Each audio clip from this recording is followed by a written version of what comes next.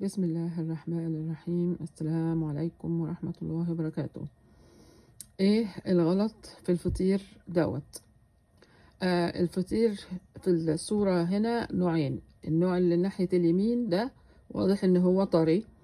النوع اللي في الشمال واضح ان هو ناشف. اللي في اليمين ده معمول على البوتاجاز من فوق، أو معمول في طاسة او في اي حاجة بالكهرباء ايا كان، المهم هو معمول من فوق.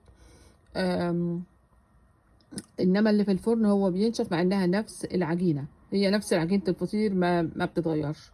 ايه اللي بيحصل؟ العيب مش في الفرن ولا العيب فيا انا، العيب في ان في طرق للتسويه في الفرن اصعب وفيها تفاصيل اكبر، ويعلي النار في الاول وبعدين وطيها في الاخر. انا ماليش انا خلق للموضوع ده بصراحه. يعني هو نجح معايا في مرات تانية بتاع الفرن، بس بالصدفه، وارتفع فعلا واللي هم كل الحاجات اللي بيقولوها، ولكن آم، انا هي كتر التفاصيل يعني ما بينفعش معايا.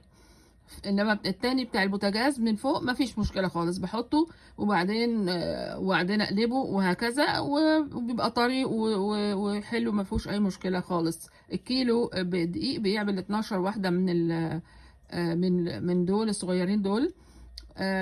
يعني حد هيقول طب ما تشتريه احسن. لا لا لا، ما اقدرش اشتريه، لانه الزبده والحاجات اللي بره ما بيستخدموش طبعا زبده بره، بيستخدموا ارخص انواع المواد الدهنيه في الفرن.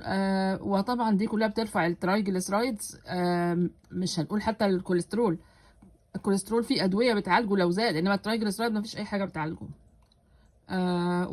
والحمد لله أخيرا توصلت للطريقة دي. هي مرة واحدة كل أسبوع يوم الجمعة فقط لا غير. والحمد لله على كل حال.